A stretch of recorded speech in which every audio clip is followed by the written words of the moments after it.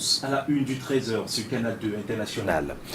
Début ce lundi sur l'étendue du territoire national des examens officiels DCE Ordinary Advanced Level. Plus de 129 000 candidats y prennent part ce jour. En finance, le ministre des Finances, Louis-Paul Motazé, est à Douala ce jour pour une visite de travail avec le JICAM, du moins le secteur privé. Une rencontre qui intervient à quelques mètres seulement pour l'élaboration du budget 2019 au Cameroun. Voilà pour le sommaire.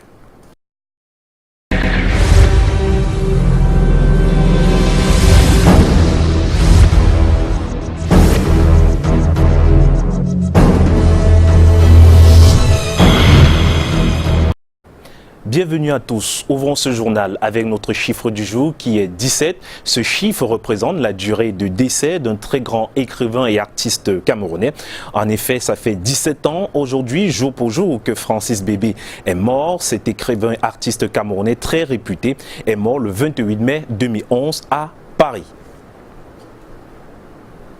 Une autre qui nous parvient à l'instant, tout cycliste camerounais, la troisième étape qui se déroulait à Douala vient d'être annulée par le comité de course. Selon les informations qui nous proviennent de là, la pluie serait à l'origine de cette décision du comité qui, selon lui, la chaussée est presque risquée, glissante d'ailleurs pour les compétiteurs. Rappelons que 15 tours étaient prévus à Douala, mais après 9 tours seulement, la pluie est venue interrompre le parcours. Demain donc, le tour se poursuivra sur l'étape Douala-Limbé.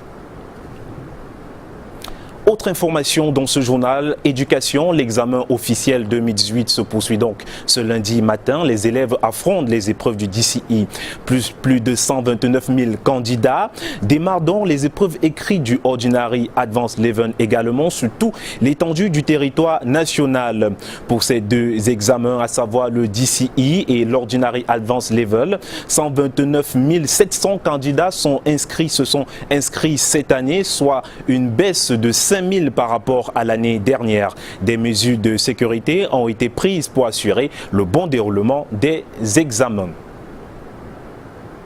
Également dans ce journal, on en parlait en titre, dans l'optique de mieux élaborer le budget 2019, le gouvernement camerounais consulte depuis ce matin à Douala le secteur privé. Le ministre des Finances, Louis-Paul Motazé, est en visite de travail ce jour au siège du groupement interpatronal du Cameroun pour le déroulement de cette rencontre. Le ministre des Finances répond ainsi à une invitation du secteur privé qui souhaite s'entretenir avec lui sur sa contribution à l'élaboration de la politique fiscalo-douanière du gouvernement. Plus de détails au 19h50 de ce jour.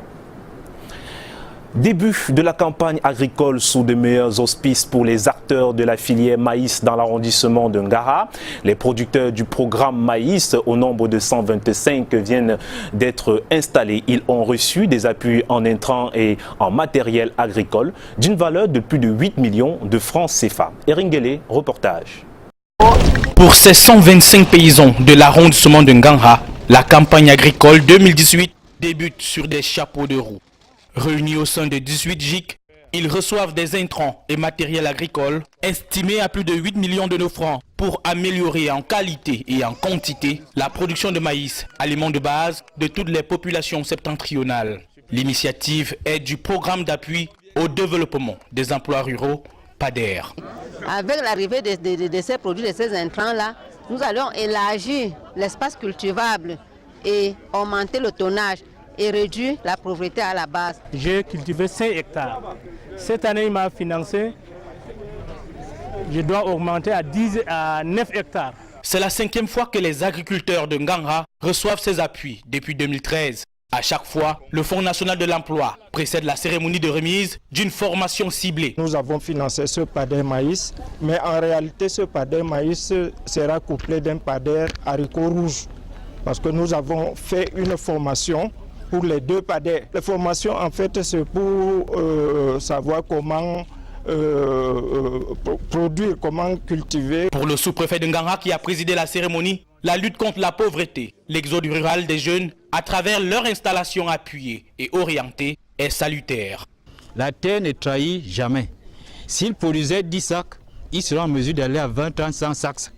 Et qui dit, ils vont promouvoir la lutte contre la pauvreté. Je suis un sous-préfet heureux parce que l'objectif du gouvernement est atteint à travers son bras séculier qui est le Fonds national de l'emploi. Un bol d'oxygène pour cet arrondissement qui commençait à perdre son titre de grenier de la Damawa du fait de l'insécurité. Comment assainir le secteur de la santé? La question est au centre d'une rencontre des professionnels de santé qui entendent extirper les charlatans d'errants. Un engagement pris à Boya au cours d'une rencontre des infirmiers. Inès Onwambala nous livre les détails. Les infirmières jouent un rôle indéniable au sein de la formation sanitaire. Elles assistent directement les médecins dans l'exécution de la mission. Ce sont les infirmières qui administrent les premiers soins aux patients. La rencontre de Boya qui regroupe les infirmières vise à les accompagner dans la promotion de la santé, la prévention des maladies, l'apaisement des souffrances et la restauration de la santé. L'infirmier, comme le contexte infirmier est un peu complexe et avec tous les cerveaux qui sont là, on est en train d'essayer d'avoir une démarche, une ouverture pour que la future peut être mieux. Si je dis que la profession est très bien au Cameroun, moi je mens. Mais nous sommes contents dans ce contexte, mais avec l'effort de plusieurs experts dans le contexte, on peut avancer la profession. Il est question au cours de la 7e conférence des infirmières d'amener les infirmières à comprendre la nécessité d'administrer des meilleurs soins aux patients afin de sauver des vies. La 7e conférence des infirmières donne l'occasion aux infirmières à travers les différents exposés déroulés par les experts de mieux s'armer dans l'ambition de mieux exécuter leurs tâches. Je suis vraiment très heureux de pouvoir nous augmenter le moral parce que disons, sur le plan national, vu ce que les infirmiers subissent et ce qu'ils endurent, la conférence nous permet aussi de pouvoir être vraiment très solidaires dans notre profession. J'ai appris comment les infirmiers vont bien travailler, prendre soin de leurs patients et pour ce cas, il faut être toujours attentif. Joseph Nkwagne, infirmier supérieur, appelle les participants à cette rencontre, tous infirmières, à respecter les règles éthiques et déontologie liées à leur profession. Prenons cette autre note en santé avant de nous rendre à Yaoundé. Le ministre de la Santé publique, André Mama Fouda, préside donc ce jour une cérémonie au cours de laquelle des officiels camerounais et ceux de Mercy Ship, ce bateau hôpital, vont donc recevoir des médailles. Rappelons que le bateau hôpital Mercy Ship a séjourné au Cameroun pendant 10 mois et le navire hôpital a levé l'ancre le 24 mai dernier. Des millions de Camerounais ont été pris en charge globalement et gratuitement pour des pathologies rares et graves. On va donc se rendre à Yaoundé pour poursuivre ce journal. Bon après-midi à vous, Delphine Fonkoutene.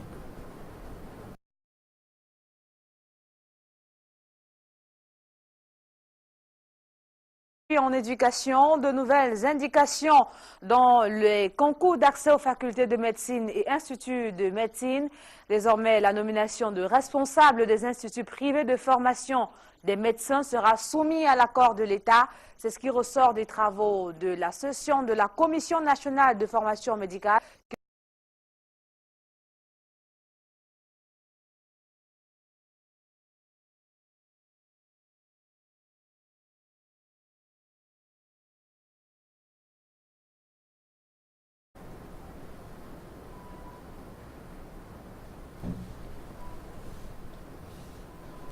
Ah d'accord.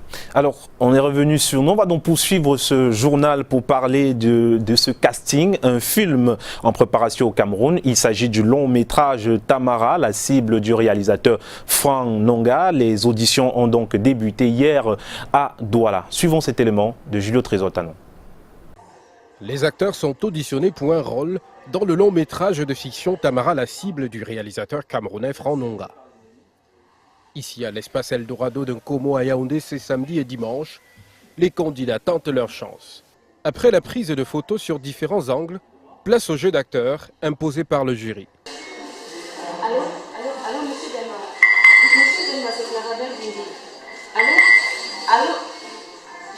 Oh non, je suis tombée sur son message. Ces hommes et femmes ont plusieurs points en commun. L'amour du 7e art. Certains ne sont qu'à leur premier casting, mais d'autres des habitués des plateaux.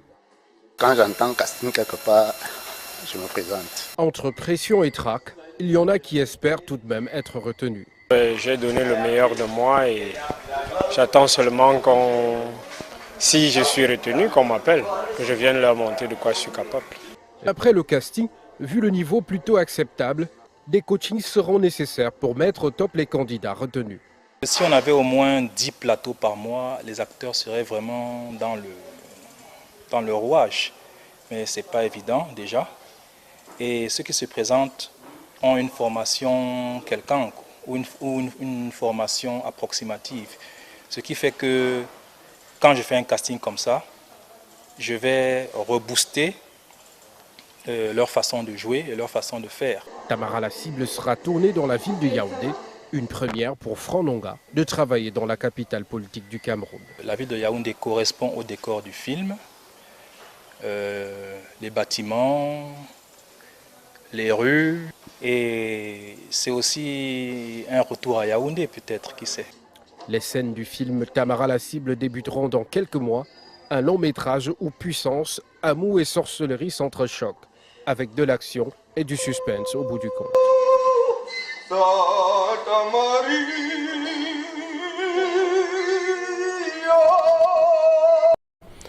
Retournons une fois de plus à Yaoundé pour retrouver Delphine Fonkouteni. Junior Rossa, bonjour. Mesdames, Messieurs, bonjour. Espérons que cette fois sera la bonne.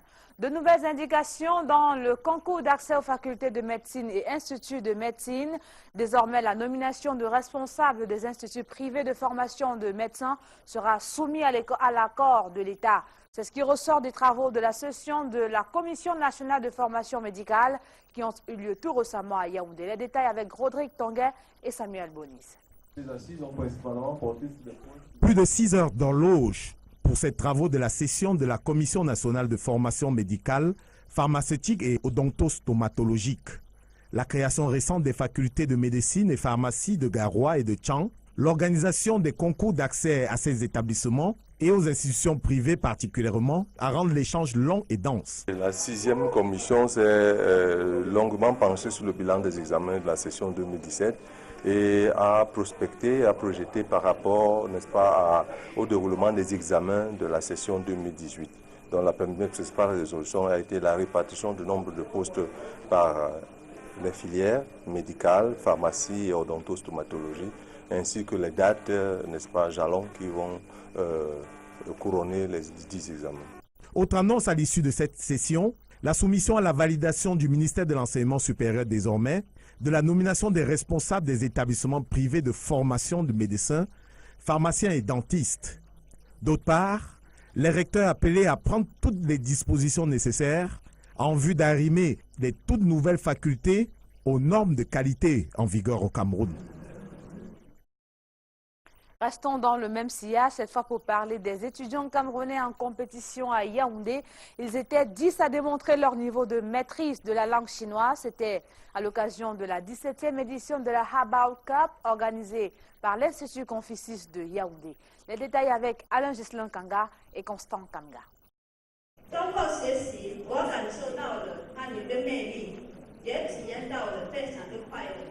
Une compétition de langue chinoise a mobilisé un public important à l'Institut des Relations internationales à Yaoundé. 10 étudiants ont rivalisé d'adresse face aux membres du jury, très attentifs.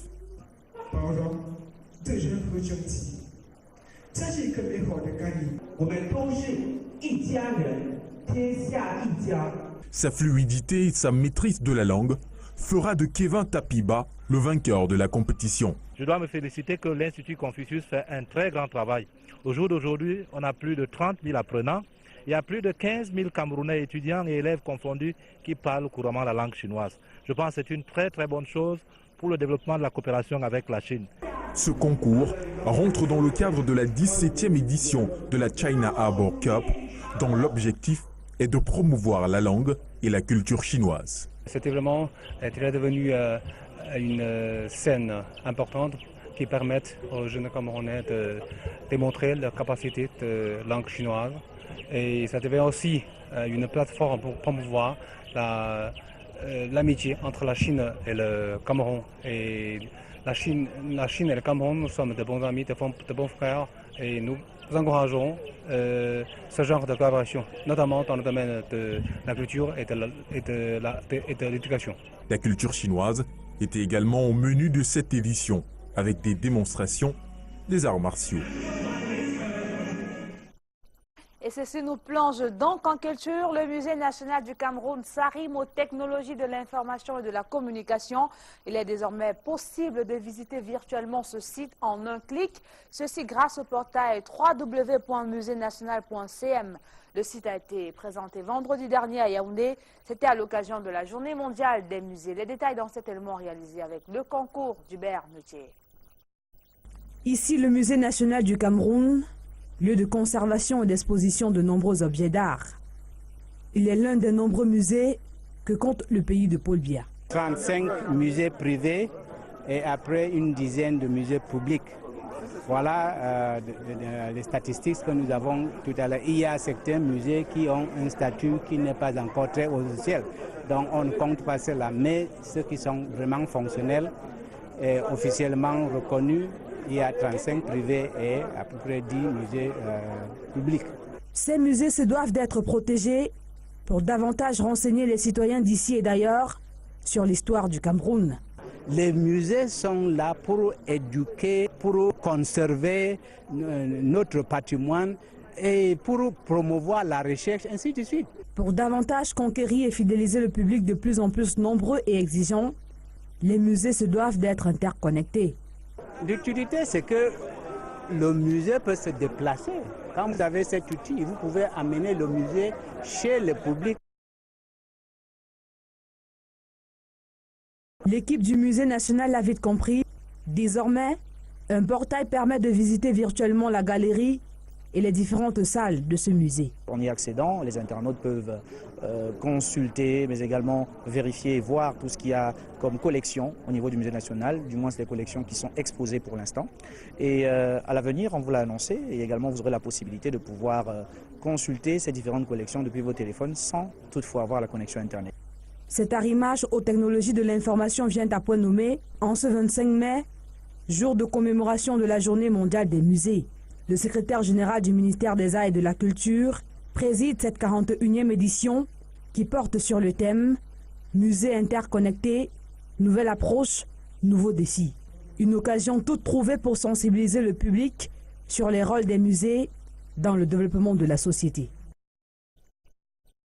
En religion, les fidèles chrétiens prient pour la paix au Cameroun. Les hommes de Dieu se sont retrouvés hier à Yaoundé pour implorer la miséricorde de l'Éternel afin que notre pays retrouve la paix et la stabilité dans toutes ces régions. Au rang des fidèles conviés à cette célébration, nos reporters Karel Mezatiachoya et Michel Foucault.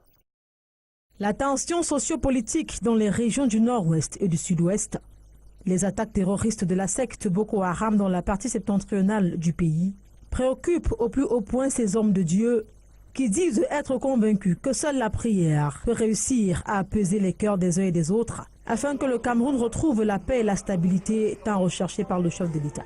Prier pour la paix au Cameroun, c'est justement le but de ce culte organisé ici à l'amphithéâtre de l'Université protestante d'Afrique centrale ce dimanche 27 mai à Yaoundé.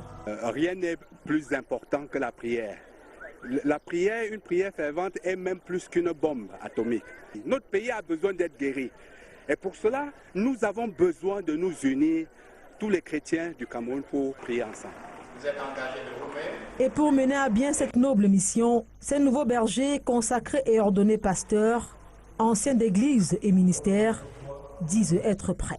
Depuis le début, nous ne cessons de prier pour notre chère nation, le Cameroun. Donc nous continuerons de prier avec foi que le Seigneur restaure l'unité dans notre pays. C'est juste une continuité de ce que nous avons déjà fait dans le passé. C'est-à-dire non seulement prier, mais également essayer d'être un peu cet agent de réconciliation. Les tout-petits aussi ont fait leur entrée dans la maison du Seigneur.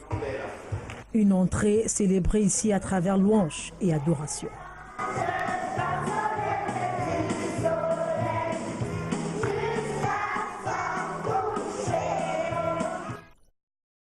Et le 13 se poursuit à Douala avec vous, Junior Rossa. Merci Delphine Fonko-Téné. On parle de musique à présent. L'artiste camerounaise Christelle Moon vient de présenter sa nouvelle sortie au public. Une séance pleine d'émotions. Une artiste pluridisciplinaire, faudrait le dire. Christelle Moon nous présente donc, Christelle Moon nous parle de l'Afrique dans ses éléments. Lil Piedjou nous présente. Elle a une envie de briser toutes les barrières et de voir la même couleur dans les yeux des hommes. Elle y arrivera certainement avec ce projet baptisé Amounier. Christelle Moon vient de présenter à la presse nationale le fruit de 20 heures de travail par jour. Je suis quelqu'un qui est la tête la plupart du temps dans le travail. J'espère quand même trouver un large public qui va bien accueillir mes produits. Christelle Moon balade ses fans dans un métissage culturel dont elle est l'exemple parfait. Elle vient d'un père bamileke et d'une mère étonne. En août 2016, j'ai fait sortir sur le marché 4 titres. 4 de mes titres, Jusqu'au bout, Amoudjé, Mon beau village, Adada. Yangma, excusez-moi. Donc 4 de mes titres sont sortis parce que il fallait bien diffuser un petit peu mes œuvres. Et depuis 2016, août 2016 à aujourd'hui, j'ai réussi à produire la trentaine de titres que je vous ai cités tantôt. Christelle Moon est attachée à la littérature, la peinture, le dessin, la mode, la décoration et depuis 2016, la musique. Elle compte à ce jour près de 30 titres dans son répertoire. Pour promouvoir ce travail qui a bénéficié du regard des grands noms de la musique tels que Rachel Tungi, Bilingoman, Christelle Moon annonce pour les jours à venir une tournée internationale qui va commencer par le Sénégal, le Maroc et bien d'autres pays. Souhaitons-lui bon vent. Et c'est donc ici que se referme le 13h sur Canal 2 International. Ne manquez pas tout à l'heure 16h Écho des régions. 19h50, le grand format avec Michael Tiptio et Alain Zlin Kanga. Au revoir.